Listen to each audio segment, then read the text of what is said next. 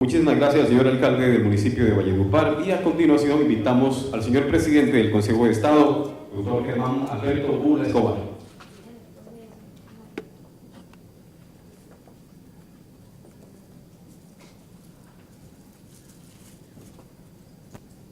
Muy buenos días. Un saludo especial al alcalde, al presidente del tribunal, magistrados, mis colegas, mis excolegas, como el doctor Mitabaño. Desearle pronta mejoría al señor gobernador y un saludo a las autoridades académicas de la Fundación Argentina. Muchas gracias. La palabra crucial para cada persona aquí presente, y quienes estando ausentes querían estar con nosotros aquí, es gracias. Yo voy a comenzar leyendo, con la venia de ustedes, una redondilla, la llaman algunos en literatura, de don Francisco de Quevedo y Villegas, en su obra La visita de los chistes del siglo XVII. Solo quiero mostrar cuál era la imagen que Quevedo tenía, digamos, de esta profesión en que nos movemos, de estos asuntos que nos concitan a jueces, abogados. No era buena la opinión, de manera que hay que prepararse para escuchar a Quevedo. ¿Queréis ver qué tan malos son los letrados? Que si no hubiera letrados no hubiera porfías, si no hubiera porfías no hubiera pleitos, si no hubiera pleitos no hubiera procuradores, y si no hubiera procuradores no hubiera enredos, y si no hubiera enredos no hubiera delitos, y si no hubiera delitos no hubiera alguaciles, y si no hubiera alguaciles no hubiera cárcel, si no hubiera cárcel no hubiera jueces, si no hubiera jueces no hubiera pasión, y si no hubiera pasión no hubiera cohecho. Mira la retahíla de infernales sabandijas que se produce de un licenciadito, lo que disimula una barbaza y lo que autoriza una gorra. Con esto quiero señalar que las dificultades, digamos, que rodean desde el punto de vista de la opinión el ejercicio de la profesión del derecho y a la judicatura son muy antiguos. Esto fue en el siglo XVII, escrito por Quevedo, pero antes, en el siglo XV, Rabelais había escrito Gargantúa y Pantagruel. Y en Gargantúa y Pantagruel hay un episodio en que Pantagruel es llamado a ayudar a resolver un pleito muy antiguo. Cuenta Rabelais que Pantagruel entró, inventa Rabelais, que es, digamos, un autor muy ligado a Colombia sin él saber, murió mucho antes, pero García Márquez se inspiró en Rabelais para el realismo mágico. Entonces, naturalmente que Rabelais tiene como un instrumento literario la exageración. Pantagruel es llamado pues a resolver el pleito, entra al recinto judicial donde hay unos jueces ya muy antiguos y él ve que traen el expediente. El expediente, dice Rabelais, llega en 3 burros garañones, es decir, 3 enormes burros cargaban el expediente. ¿De qué se trataba? Y la pregunta de Rabelais fue: ¿viven aún los contendientes? Entonces, dice que él acepta resolver el problema. Si se queman los expedientes, le traen a los contendientes y él logra allí, digamos, una especie de conciliación maravillosa. Yo llamo la atención que tengan, digamos, esa curiosidad para leer Gargantúa y Pantagruel, en general la obra de Rabelais y en particular ese episodio. De manera que congestión de la justicia, el primer decreto de Bolívar por allá en el 17, de más de 200 años, era sobre congestión judicial. Este no es un asunto nuevo, un asunto que ha acompañado, digamos, durante los años, durante los siglos,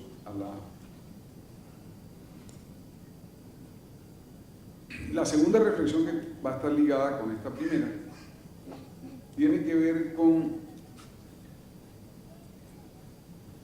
lo que denomina la filosofía moral contemporánea los ambientes morales. Los ambientes morales determinan lo que esperamos de las demás personas, lo que las demás personas esperan de nosotros, lo que un determinado conglomerado humano juzga como honesto o bien aconductado o mal aconductado, etc. Vivimos en distintos ambientes morales. Y lo que ha venido a determinar la filosofía moral y experimentos académicos, más de 35 en los últimos años, de buen calado, es que los seres humanos nos comportamos más de acuerdo con dónde estamos que de acuerdo con quiénes somos. Entonces, la conducta en este auditorio va a ser una conducta particular distinta a la conducta, digamos, en una plaza de carnaval o en un ambiente de festival. Nos comportamos más por dónde estamos que por quiénes somos. Entonces, esos ambientes morales son ocasionales, como el caso del carnaval o del festival o de cualquier festejo o de esta conferencia, o son ambientes morales más permanentes, como el ambiente moral que se vive en una universidad, o el ambiente moral que se vive en un distrito judicial, en un tribunal o en un despacho judicial, etc. Los seres humanos somos, según esta misma perspectiva, seres morales. Y seres morales no moralistas o moralistas, sino seres morales, porque queremos vivir vidas que sean vistas por las demás personas como vidas admirables. Cada cual quisiera ser reconocido o reconocida porque su vida tuvo rasgos admirables, y eso es lo que hace que nos encante que nuestros defectos no se vean, o que procedamos a negarlos una vez se ponen al descubierto, o que procedamos a justificarlos, discursos justificatorios para lo que hicimos, es que, fue que, era que, etc. La tercera reflexión va a estar precedida de la lectura de un corto poema de Chuang Tzu. Chuang Tzu, un gran filósofo, un sabio chino, siglo V a.C. Y hay un poema traducido del chino al inglés, del inglés al castellano, que se llama La necesidad de vencer. Procedo a leerlo y les pido mucha atención sobre él. Cuando un arquero dispara porque sí, está en posesión de toda su habilidad. Si está disparando por ganar una hebilla de bronce, ya está nervioso. Si el premio es de oro, se ciega o ve dos blancos, ha perdido la cabeza. Su habilidad no ha variado, pero el premio lo divide. Está preocupado, piensa más en vencer que en disparar, y la necesidad de ganar le quita poder. Luego de leer este poema suelo traer a colación una pregunta. Tal vez se recuerda a Ben Johnson, el gran corredor de los 100 metros planos.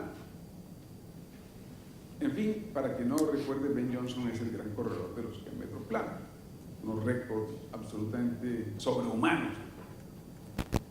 De atleta afrodescendiente, magnífico. Pregunto sobre Ben Johnson y le quiero preguntar al auditorio, ¿en qué piensa Ben Johnson?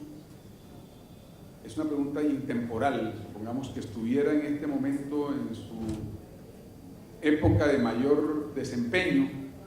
¿En qué piensa Ben Johnson cuando corre los 100 metros?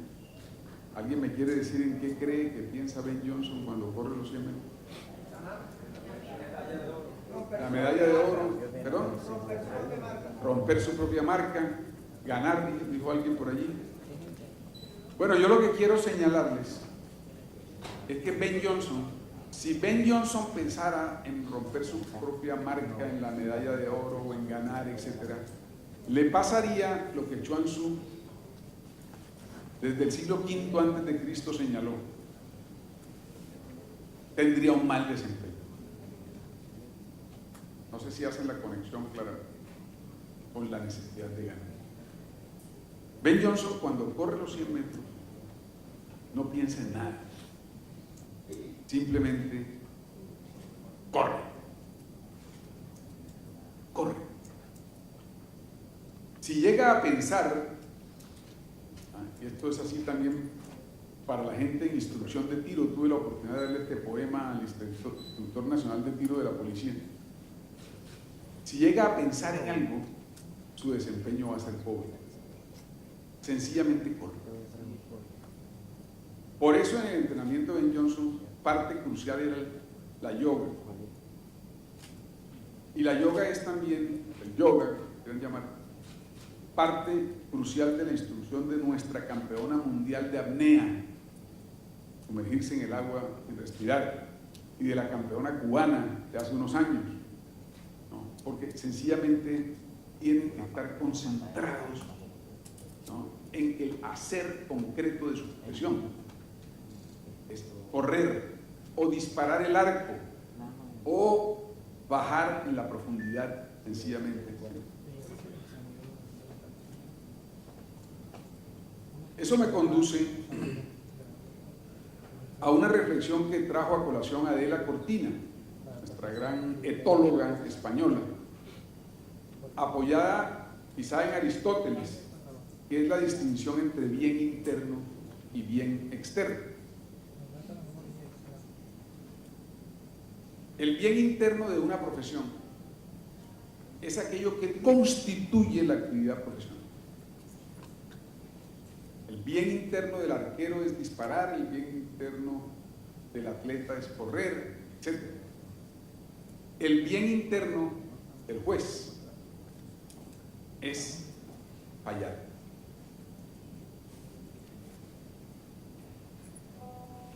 Cuando el juez se enfrenta al expediente o a la audiencia, tu bien interno, tu concentración profesional tiene que estar enfocada sencillamente en la aplicación de la ley a una evidencia fáctica que se le presenta, eventualmente a unas hermenéuticas y ponderaciones que le corresponde hacer en el caso dado, pero está concentrado en eso, en ser juez.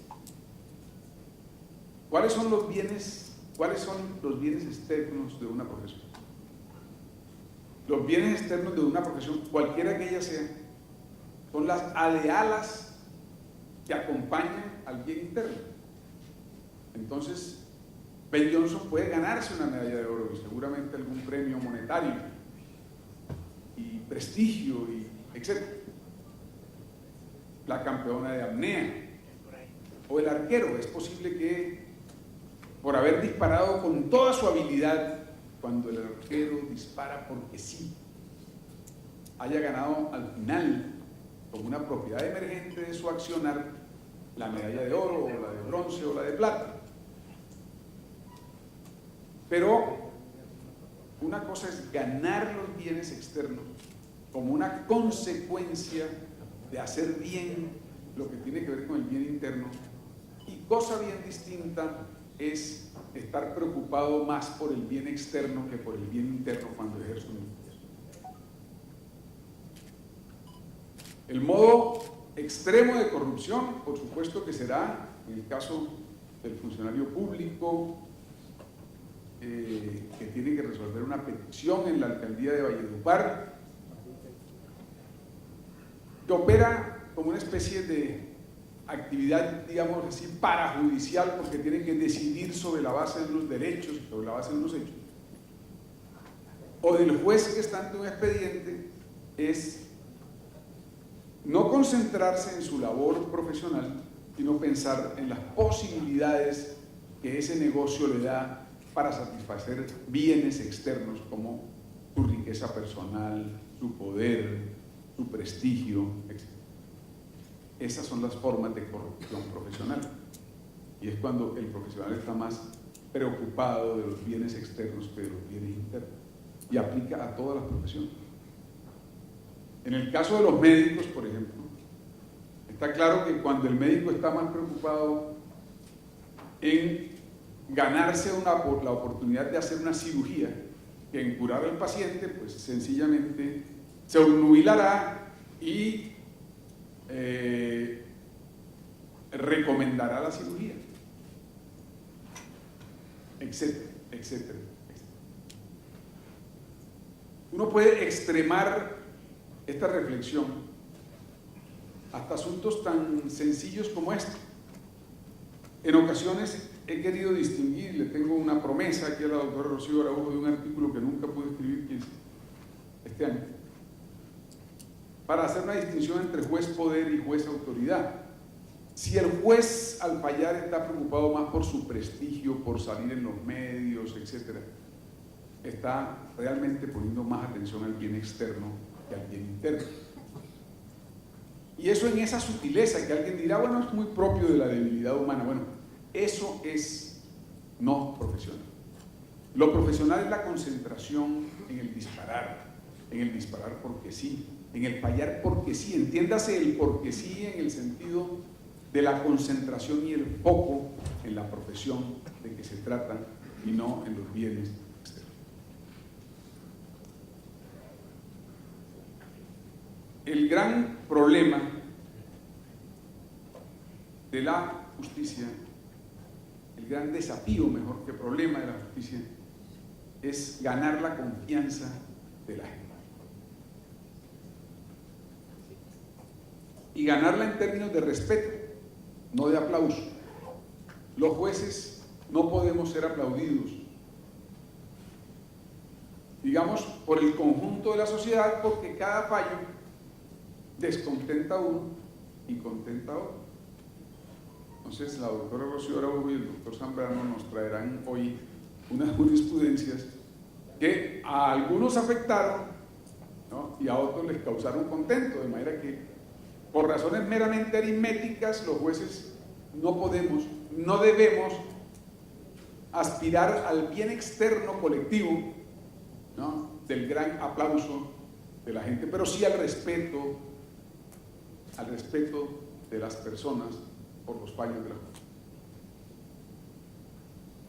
Ese respeto es el núcleo de la legitimidad y es el núcleo de la confianza. ¿Y cómo se gana la confianza? ¿Cuáles son las dos variables fundamentales de la confianza? Que es un bien relacional. O sea, la confianza se da siempre entre A y B. Incluso si es confianza en mí mismo, ¿no?, es una confianza entre A y B. Es una confianza entre mi consciente y mi capacidad. Siempre hay una relación. Las dos variables de la confianza son la capacidad y la sinceridad. O sea, la competencia y la ética. Llámenlas como quieran, pero son las dos grandes variables. Si entro a la Universidad de Ariandina a estudiar, o mis padres me matriculan en la Universidad de Ariandina, o entro como profesor a la Universidad de Ariandina, es porque tengo una confianza en esa institución, en el dominio particular en que esa institución se relaciona conmigo. Si acudo a la policía, tengo que confiar en la competencia de la policía. Si acudo a un abogado o una abogada, confío en la competencia de ese abogado o esa abogada. Es decir, no busco en determinado dominio a nadie que no considere competente en ese dominio. Busco al médico competente, al abogado competente, al economista competente, etc. Pero no me basta con la competencia. Está la otra variable, la sinceridad, la transparencia, la ética. ¿De qué me sirve un abogado tremendamente competente, pero al mismo tiempo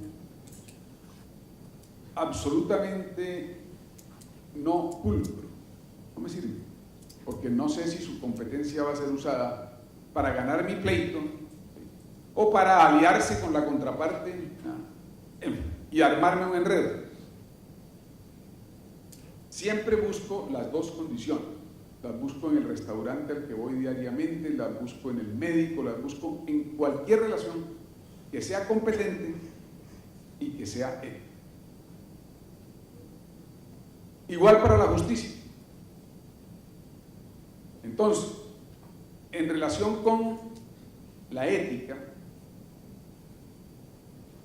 el Consejo de Estado promueve este tipo de reuniones y las rendiciones de cuentas que aquí se hizo, doctora Doris, ¿en qué mes?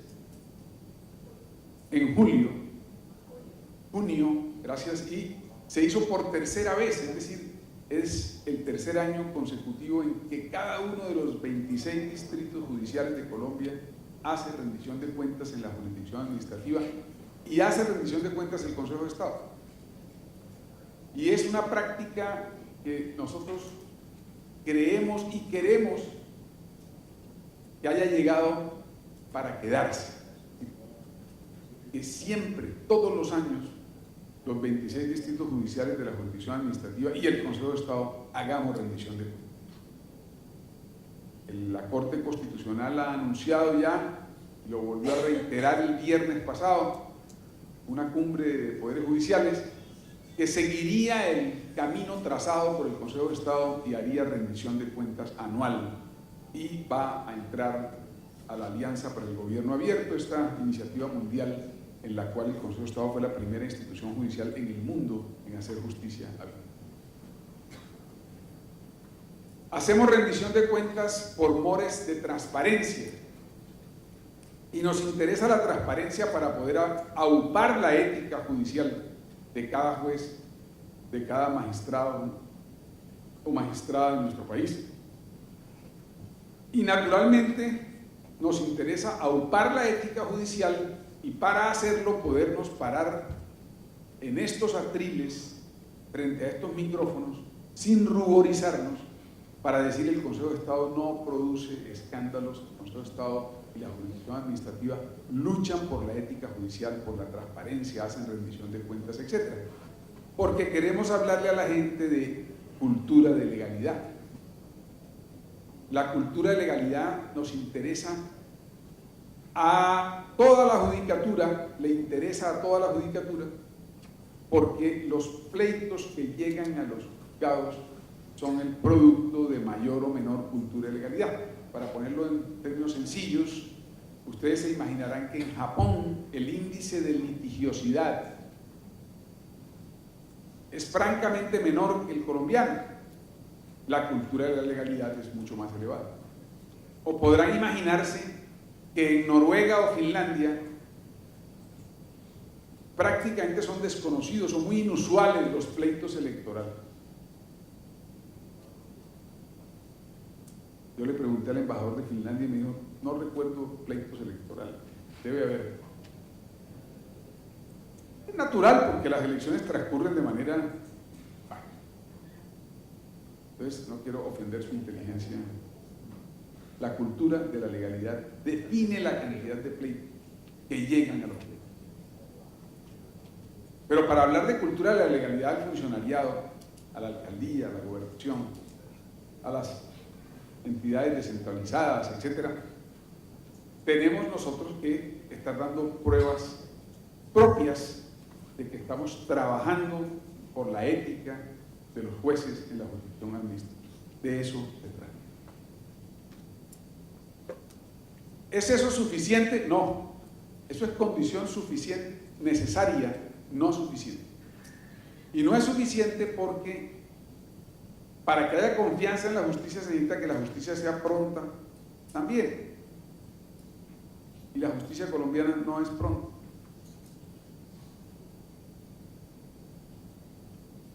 Salvo la acción de tutela, 600, 800.000 tutelas al año, que son de por sí un despropósito, porque significa que 600 a 800.000 personas al año estiman en principio, puede que no ganen, pero estiman en principio que sus derechos fundamentales constitucionales fueron violados. lo cual no debería ser así. Es decir, deberíamos buscar cómo bajar esas cifras de la acción de tutela.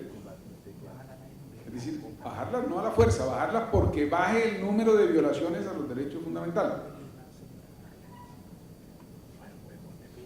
Pero existe, digamos, un represamiento de procesos en nuestro país que hace que, naturalmente, la gente afectada, el trabajador que lleva 12 años esperando un fallo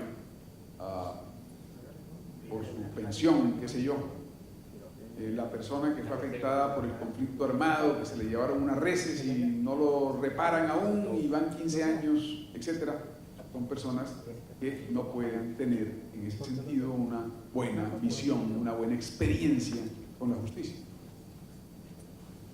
Aquí quisiera distinguir dos aspectos, porque a esto, a lo que me estoy refiriendo es a lo que podemos llamar competencia, es la competencia de los jueces en ese dominio. Habíamos hablado de que son sinceridad y competencia, ya hablé de la ética, ahora estoy hablando de la competencia. La competencia tiene dos aspectos: el aspecto individual, es el juez, la magistrada, y el aspecto colectivo, el sistema. En cuanto al aspecto individual, Colombia ha avanzado muchísimo y tiene hoy una judicatura que, con base en la carrera judicial, en los concursos, muy exigente, según me dijeron ayer los jueces que hicieron examen ayer, ¿no?, de la Universidad Nacional. Pero bueno, esa es la carrera judicial.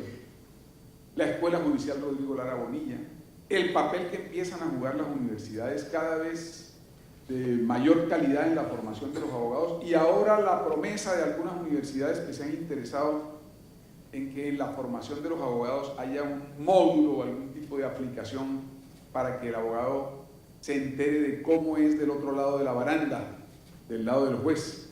Nosotros, como Consejo de Estado, estamos haciendo una invitación a las universidades, y quiero hacerla hoy aquí a Ariandina, para que hagan eso, para que le muestren a los estudiantes de Derecho el otro lado de la baranda, que a mí no me mostraron, ni al doctor Zambrano, ni a la doctora Dori, ni a la doctora Rocío, no sé, tal vez no.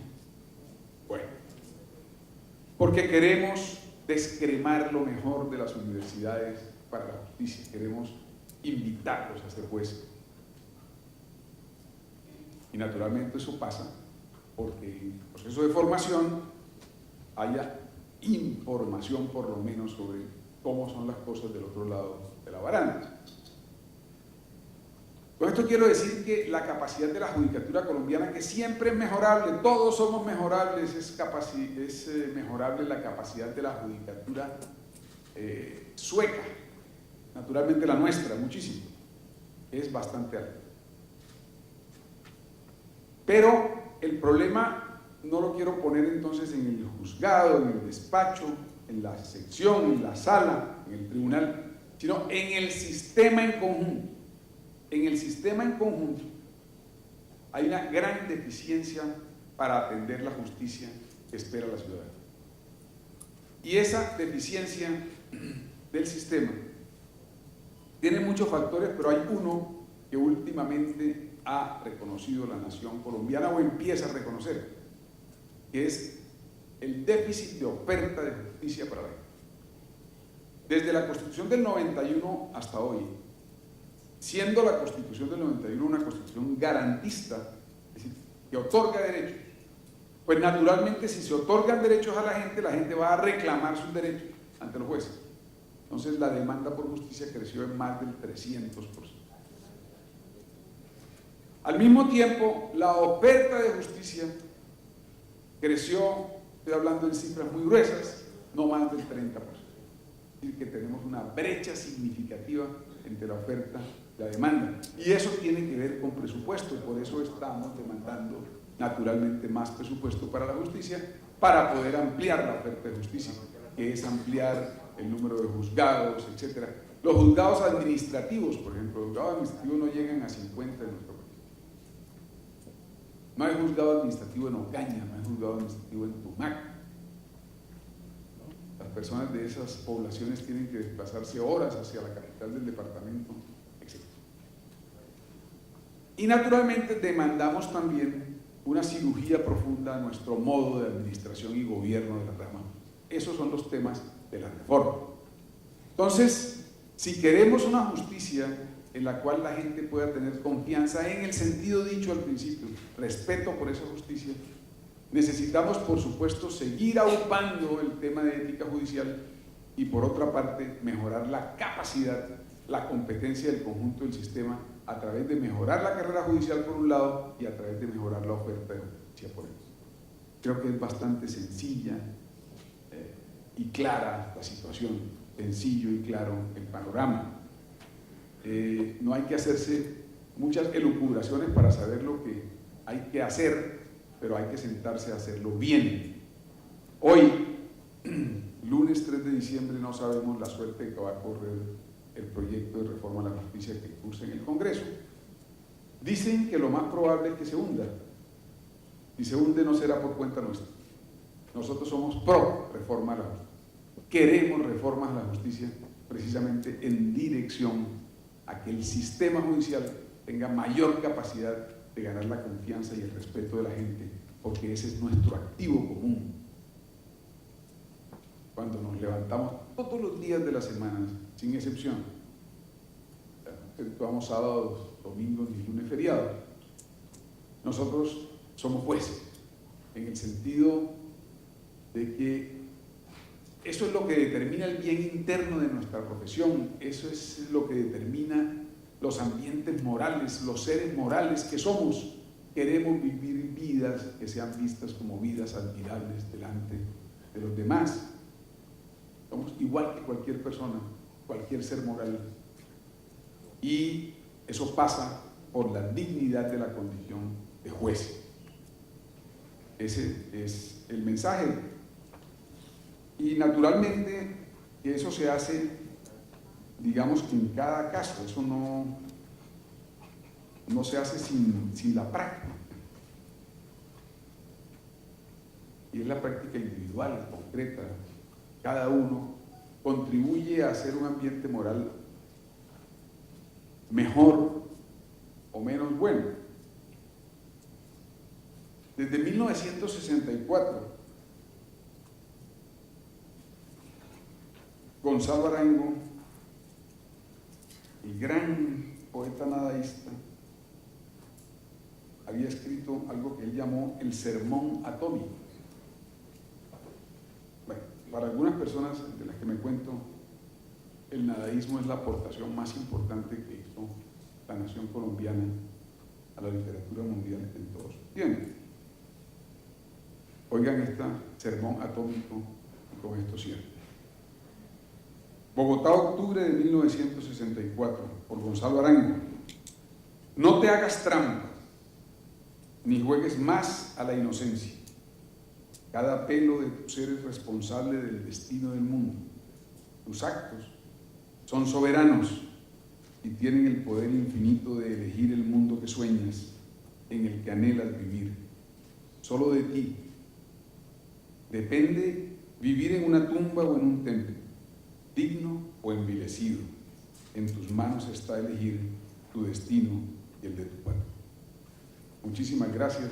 Una buena jornada.